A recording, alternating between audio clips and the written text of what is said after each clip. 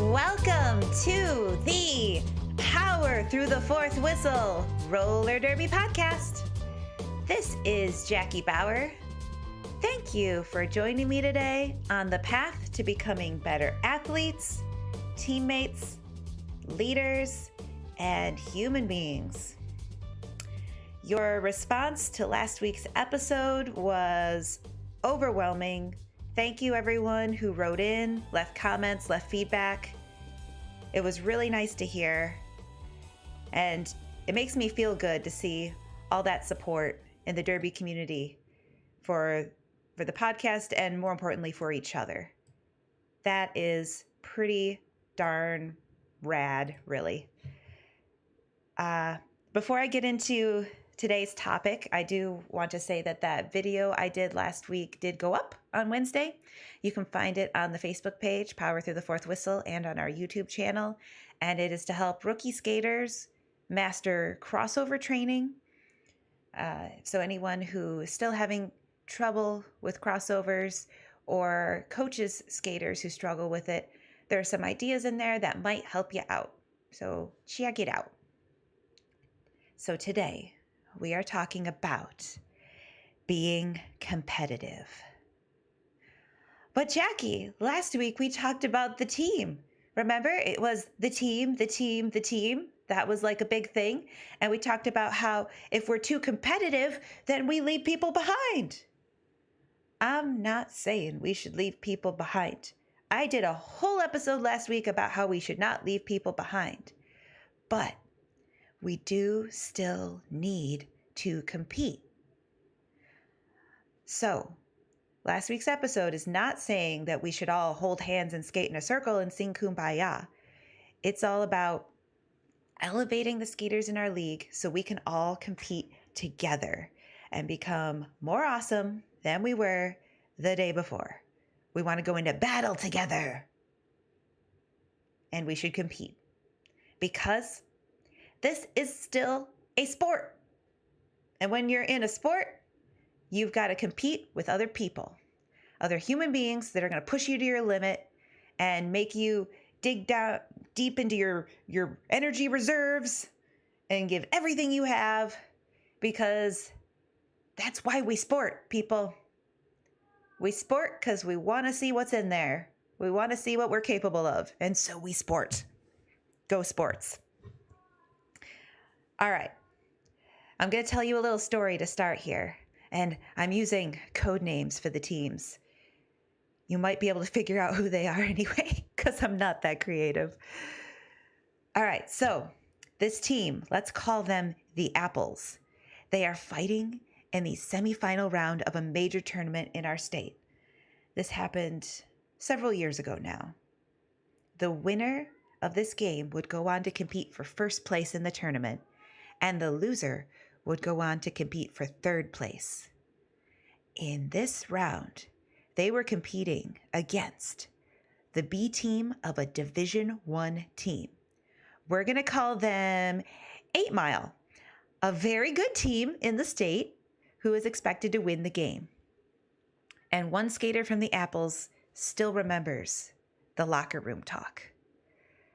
How the coach told them not to try hard against 8 Mile, not to overexert themselves. Just save it for trying to win the game the next day. Like, don't worry about it. You don't have to kill yourselves out there. Like, just get through this game, and tomorrow's the game we need to win. We don't need to win today's game or play hard. Save it for third place. Third place is good enough for us. I was not in this locker room or on the Apples team, but in the eyes of this skater who told this story, that coach lost credibility with her for basically conceding in advance. And you know what? That coach no longer coaches. And that skater didn't play again for years. It colored her whole opinion of that team and that coach. She didn't want to go back to a situation where that was okay and where that was acceptable. Years later, she did eventually come back to Derby and is now captain for the first time for one of our neighbor leagues up here. So the message from this story is you can have different goals for winning or what winning is going to be on this day, but don't give up competing. Competing should still be a thing that you do in every game.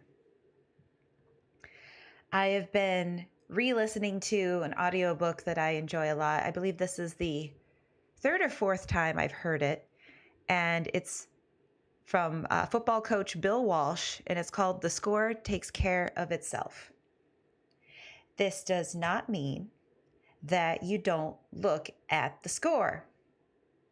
What it means is that you adopt a standard of excellence, some practices, things that you are striving for as a team, your process.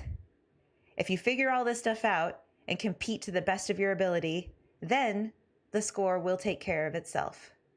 If you're out there executing everything you practice, the score takes care of itself. It doesn't mean we ignore it, pretend it isn't there. And some people have the wrong idea about scoreboards. Scoreboards are still important. There are numbers right there that can tell you how you're doing. So there's a story from the book, and it talks about the dance of the doomed. Sounds ominous, right? So this dance of death occurs when a wildebeest is run into submission by a lion. The wildebeest is exhausted. Eyes are glazed over, shoulders slumped. They just accept their fate.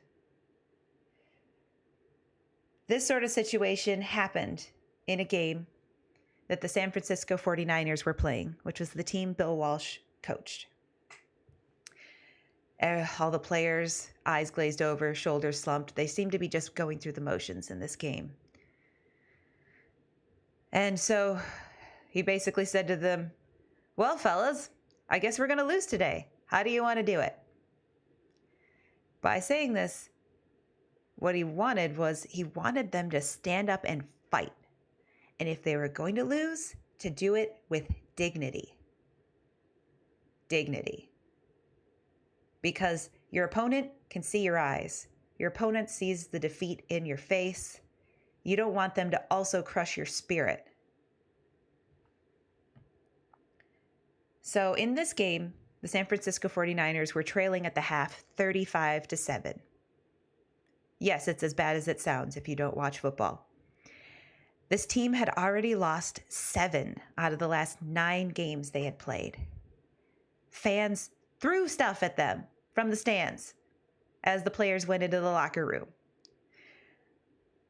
Bill Walsh had to give a talk to his players, and this was going to be a big one. And he simply said, "Some of you may think we have already lost this game. You may be right. We may lose this afternoon, and if we do, I can live with it. This is only a football game. However, if we go down, you must decide how you want it to happen. How do you want it to go down? Nobody would blame you for coasting the rest of this game, for throwing in the towel. In fact, when you come back here in 60 minutes, only you will know if you did. Only you will know if you let New Orleans continue this assault or if you stood your ground and fought back. Frankly, I care a lot more about how we lose than if we lose. Gentlemen, in the second half, you're going to find out something important. You're going to find out who you are. And you might not like what you find." And then he probably dropped the mic. In my mind, he might have done that, but maybe he didn't. So it's a change in attitude that was needed. Like, even in the worst of circumstances, don't unravel mentally or emotionally. Continue to fight and execute the best you can on this day. You know what happened at the end of that game? Second half, the 49ers outscored the Saints 28-0. They won the game in overtime with a field goal. This was one of the biggest football comebacks of all time. Let's fast forward to just this week. We were at practice. This is a derby story. I'm sorry, I'm going to go away from football for a second because it's a roller derby podcast. Yay! Hi, derby. Okay, scrimmage at a recent practice. We broke up into a couple of small teams, white versus black. I started on the white team, and we were executing well. We had players setting a tone for what we were going to do on the track that day. We were having success. We were feeling pretty good about what we were laying down. You know, things were going well. We were pleased. But the black team was struggling, and it wasn't clear why. So halfway through, the teams were mixed up, and I got switched to the black team. We went through a few jams, and I could see in the eyes of my teammates like something was wrong. I couldn't put my finger on it right away, but there was like just a little bit of that glazed look in the eyes. A little bit of the going through the motions is starting to take place unconsciously. Like they didn't have immediate success in the first half. They didn't know why. And they had a look on their faces that were just like, I guess. So I talked to the players, and I was getting similar responses like, hey, just not feeling it today. Like, I'm just not in my best place today. I'm working on the mental side of things. Like, I don't know why. I'm just off today. Like, they all had similar things to say. And you know what? All this is perfectly understandable. You're not going to show up at practice every day like your most awesome, brilliant, whatever self. Sometimes you're going to have an off day. And it's good to forgive yourself when that happens and just be like, today was off. The next time's going to be better. That's okay. But I wanted to see if we could bring it back. I wanted to see if we could overcome this general malaise that we were going through on the black team now. So we took a time out and had a chat. And I said, hey, if we're not feeling this today, like we don't have to be scrimmaging.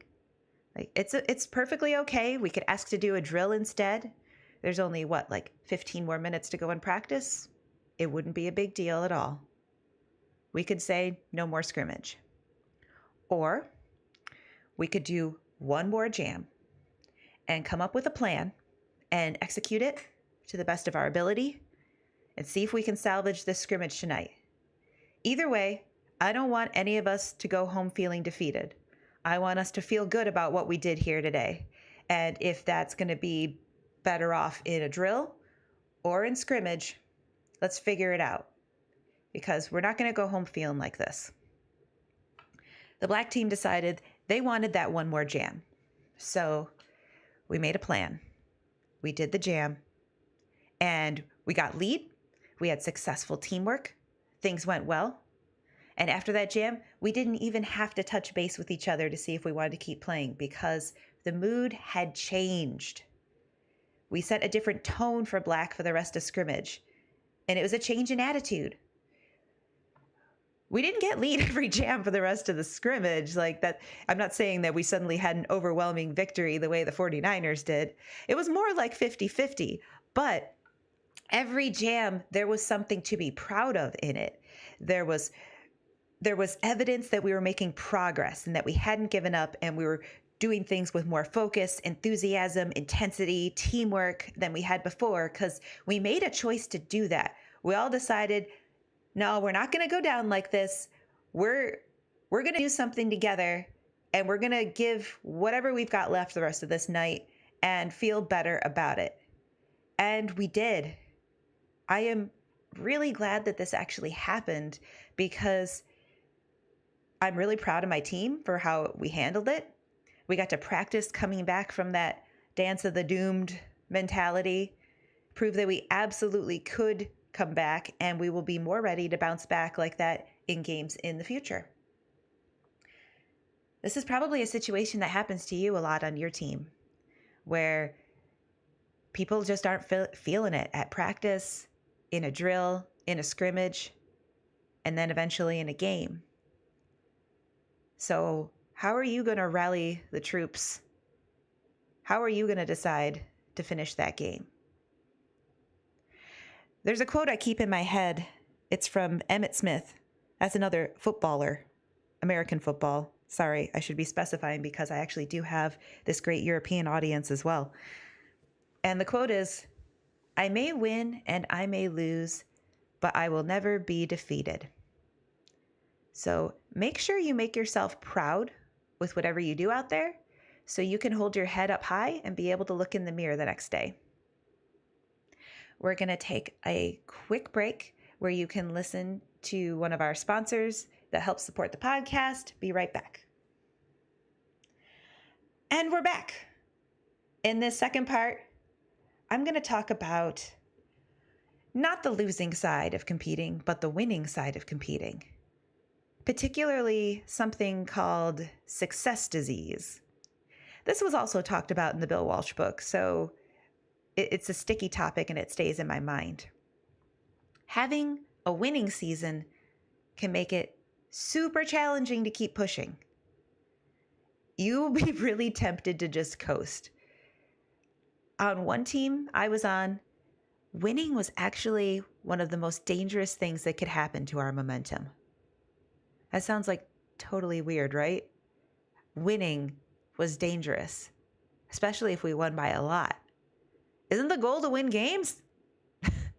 But a big enough win and half the team might take the next week completely off. What? Success disease. It's not just for sports, but it can be in like business too, other life situations. If you aren't continually looking for how to make the process better and innovate, you're going to get caught off guard by the next opponent, the next situation in your life. You can't just coast through life when you're doing well. You gotta keep a little bit of awareness for what's coming. So it is very difficult to keep upping your game, to work harder and smarter after success, and to keep the team focused because you know what? You're all feeling pretty darn good. You're like, let's pat each other on the back. You're awesome. No, you're awesome. No, you're the most awesome. Let's all have drinks. So yes, you should celebrate your accomplishments. Enjoy the after party, have a ball, do the wobble, do everything you need to do to celebrate being your amazing selves. But by next practice, you need to show up ready to work again. It's time to get back to work. We're not going to have an easy practice just because we had a game. We should focus and think about what we can do better next time. Dial into what worked well during this game. Why did it work well? And most importantly, where are areas we can improve upon what we're already doing? So, not just in games, like as individuals, we all have to deal with this in our daily lives too. Like a perfect example is whatever you do to work out outside a derby. Like I know I have to fight against this in my daily life for my own personal training off skates. And I'm one of the more driven people I know. And it's still a thing for me. It's really easy after accomplishing a big goal to just take a break for a while or take a rest day because you're like, I finally did this. Cool. But if you rest too much, you can already start to lose the progress you've made on your gains for strength and endurance. I've actually been told before by some people that I shouldn't work out as much as I do and that I'm already in shape and should take it easy and rest more. Well, I got news for you. You don't just work out one day and then you are an athlete and you are good for life. Like that's not how it works. It's not how it works. Like, yes, everyone needs an appropriate amount of rest. That is important, but we don't need that much rest. Like, you got to stay hungry and keep your focus on your next goal. Like right now for me, I'm working on achieving a handstand and improving the flexibility of my shoulders to get a better wheel pose. I'm doing lots of other things for strength training and endurance and whatnot, but those are the little things that I'm keeping in my head that I'm working towards, so I always have a little something to keep me going. Because if I don't give myself something to work on to improve my personal performance, I'm just stuck in a plateau.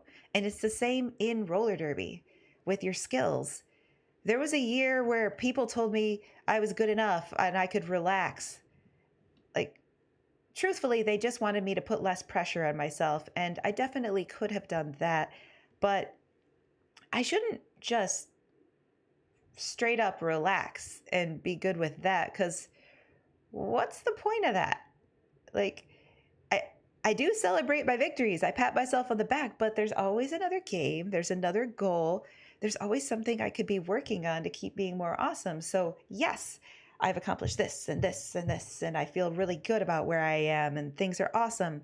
But what about maybe I can do this too? How about this? Like, I should keep trying, because you never know how amazing you could end up being. Like, we are humans. Nobody is a masterpiece in a museum. We are all continual works in progress. And if you don't keep moving forward in some area of your life, it doesn't have to be derby necessarily, but you should always be moving forward, pecking away at something. Like, maybe derby isn't even your interest right now. Maybe you're interested in doing something else, but see where you can go with that. Because if you don't keep moving forward, you might be going backward or just staying in place. I mean, with this podcast, if I put out an episode and get a great response from you guys, it doesn't mean I should take a week off and not put out an episode and just be like, now I'm done. I have done my job here. Like, no, like, I shouldn't stop working to keep improving this podcast. Like, I'm still figuring out ways to get a little better at the audio. Like, I apologize that I know my ad is still a little bit loud. I'm gonna work on it. I definitely want to keep reaching out, helping more humans out there in the derby community. So I should never put out a crap episode and assume y'all will just be into it because I've won you over now. That's not how this works. I want to strive for better all the time. I want to always be putting out really great content into the world that can help some people. And I'm going to keep scrutinizing my list of topics for what feels most relevant, most interesting, most important to be sharing and talking about. I'm basically competing with myself here. And that's okay. That's what we should be doing. So if you're suffering from success disease in some area of your life where you're doing really good and it's hard to keep yourself motivated to keep going forward, or this is something your team is going through, the advice from the Bill Walsh book was strive to be a 1-point underdog. This coach would actually invent reasons why their team was the underdog in a given situation, even if everyone else in the media said they're doing great and should be crushing everybody. Like, he needed to keep the players sharp. So he kept trying to tell them, like, look, we could potentially lose this game. Like, there was a game scheduled against Kansas City. They were told they should have no problem winning, but he gathered his players together and told them a different story than they were hearing from the media. Like, that Kansas City was actually a very dangerous opponent to them because they're coming off a losing streak and they're extra hungry to prove themselves, and they want to come out here and make a big show and show that we're not as good as we think we are. So the players listened and they won that game. And they didn't assume the victory was there. They had to go out there and take it. So when you are having success in your season, respect your opponent enough to play a complete game with everything you've got from start to finish. I'm not saying you need to do big takeout hits on everyone. That's not necessary, and that's not what gets you respect. That makes you a bully. But if your team fights to control every jam with focus and precision, that is a worthwhile victory. And we're going to take another super quick break where you can find out how you can support Power Through the Fourth Whistle Roller Derby podcast. And we're back. So this last part, we're going to talk about having a chip on your shoulder. But before I get into that, let's talk about what games you don't need to come in with this crazy gladiator mentality, because I'm not I'm I'm not saying that every game in the entire world needs to be this way. Let's talk about the exceptions to the rule just for a moment so that I can show you I am a realist. And there are situations you can goof off and not worry about advancing your skills as a player, the outcome of the game. Those type of things would be mixed scrimmages, like just for fun, stuff that's for charity, costume bouts at RollerCon. You can let your hair down a little bit. You can do some silly things if you want. I really enjoyed the game at RollerCon last year that was between, oh, what was it? It was Mad Max Fury Road and The Matrix. Everyone was dressed up and they had a great time, but they found ways to like throw in funny like slow motion bullet sequences and all sorts of stuff. Like they proved like, hey, we're having a good time, and then we do some derby and then we have a good time. Like they weren't super crazy concerned about the outcome of the game as much as like, we're here clearly to just have some fun today. And that's all right. But if your best skaters of your league are scheduled to compete against another league's best skaters, you should be bringing it, whatever it is that you have to bring. So I watched this game last year. This is another story. We drove pretty far away to support a team that I used to play for and Coach Dan used to coach for, as they took on another rival in the state. It was a very talented team from up north. And we didn't know really what was going to happen, but we watched this game and something strange happened. And it happened early. The team we came to support primarily, they were off. They weren't on their game. And it didn't look like they had any chance of finding it again. And it kind of divided the players a bit. Like you could tell which ones were kind of growing isolated from the experience. Some of them were just kind of looking down, depressed, confused, baffled by what was happening, not understanding why they weren't playing better against this team that they normally played better against and why things weren't working out. And some of the players took a different approach. Like, oh, well, like, oh, well, we're losing. Like, this is fine. Like, okay, smiling, laughing, dancing. I really think all of this is fine as long as you're competing between those whistles. You can have a darn good time while you play the sport of roller derby, but I want you to actually play during those whistles too. If you go through the motions and just say, oh, there the jammer goes again, LOL. Wow, I suck, LOL. Lols. Whatever. Like, this is situations where you suddenly decide like, hey, everyone on the team should jam because that would be fun. Like, what? I understand in a training situation, like in a scrimmage where you say, on this day, everyone's going to jam because we all want to be ready to jam. But just doing it for the sake of doing it, I don't understand the purpose in a real game. Because, okay, it's one thing if your jammers are super tired, but somebody who legit does not want to jam, don't make them suffer. That's like, I just don't understand. Like, if you're okay with and happy with like, oh, we're just not so great on this day. Like, gee, we're not good enough. Lulz. I don't know. Like, this team was clearly divided. Some of them were just trying to laugh off the misery, and others were taking it very, very close to their hearts. It was a mixed bag. And I'm not sure which is worse, actually, like the defeated, dead in the eyes look or laughing your way through defeat. Either way, you're no longer competing. You're no longer being competitive. And worst of all, they weren't being a team anymore. They weren't playing together. If they just found a way to focus and play together again, they could have salvaged something of that day. and finished with more dignity. And this sounds like such a downer, but that's what they were missing. I could tell from the skaters who were upset. They lost some dignity because of how this went down. So I'm going to find a creative way to swear, not swear on this podcast because we are not a swearing podcast. But there are people on your team who give a fox, like a baby fox. It's really cute and cuddly, but it is such a fox. They give so much fox. You see where I'm going with this?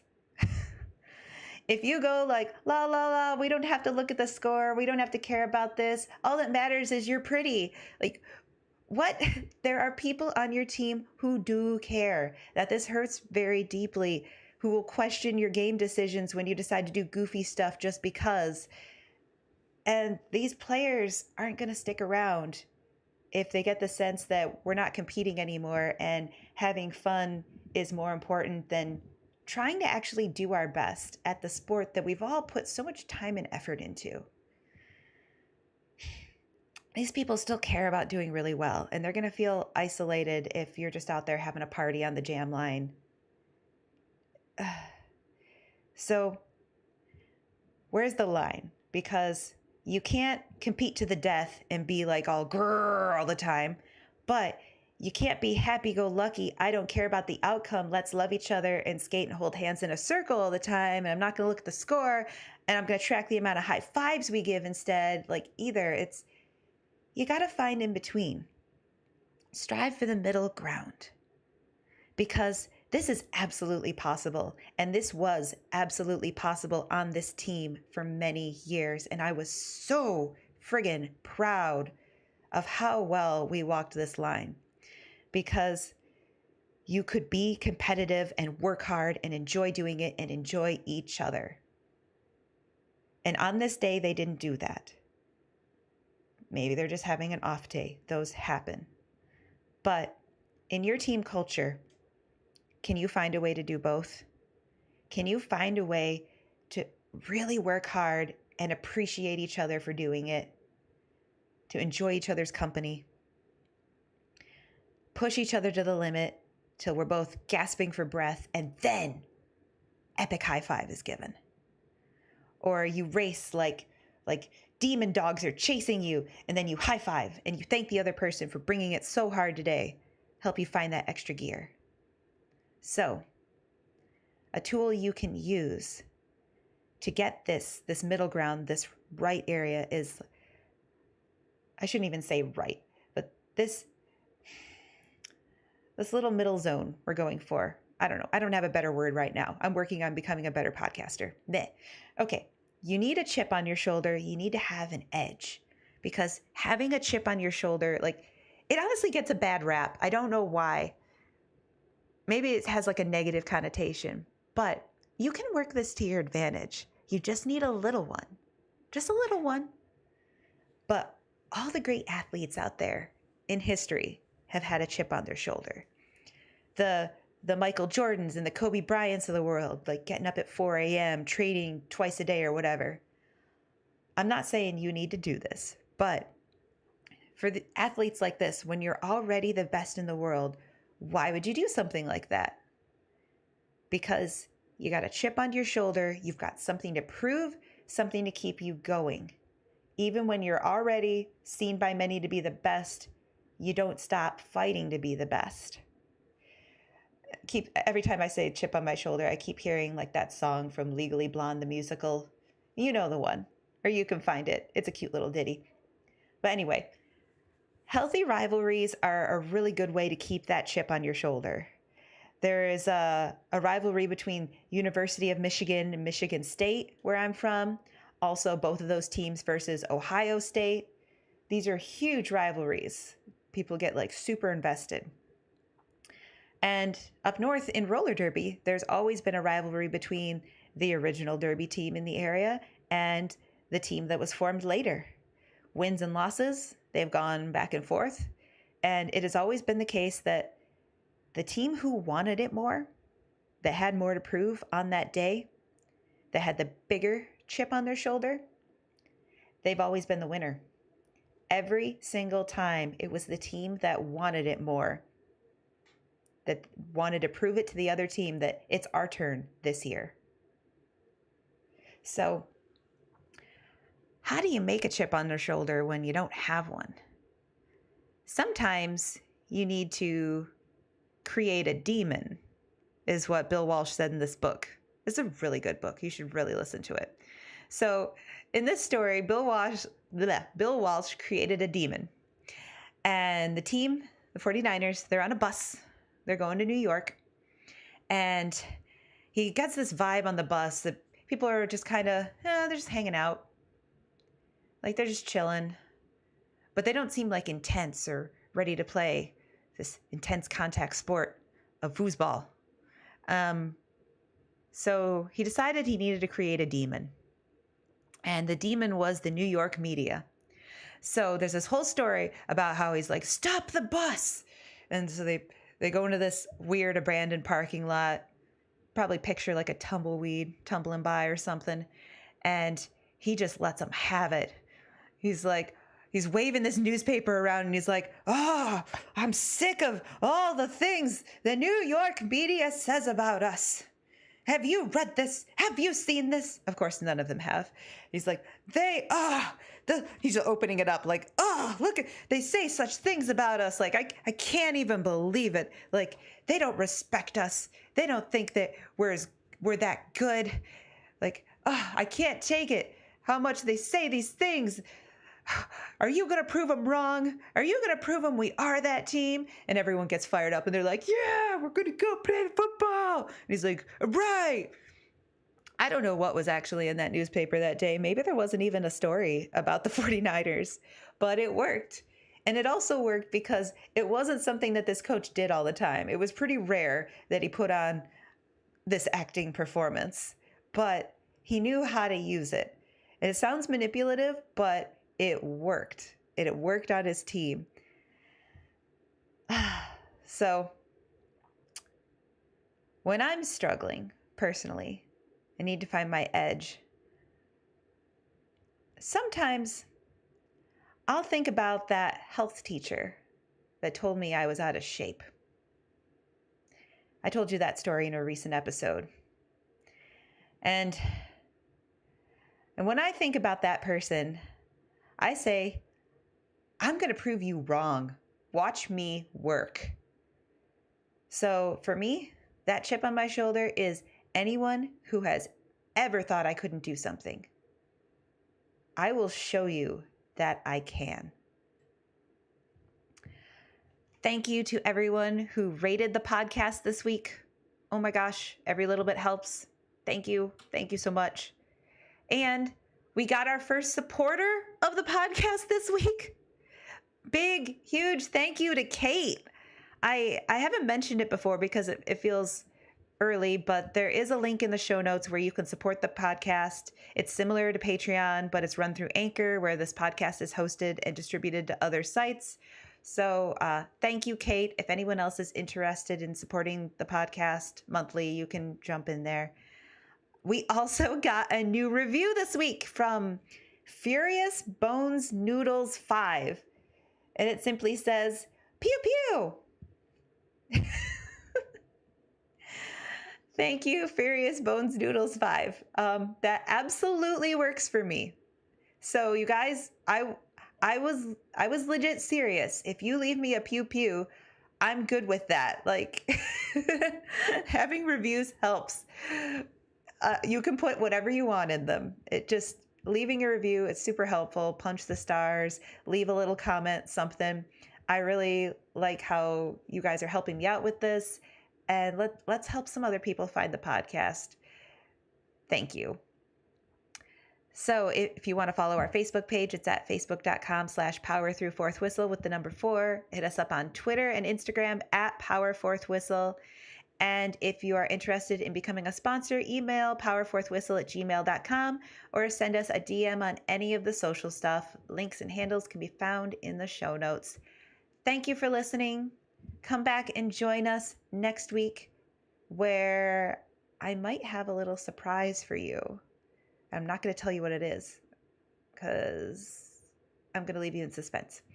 And we have been talking about Derby and sharing Derby thoughts. Pew, pew!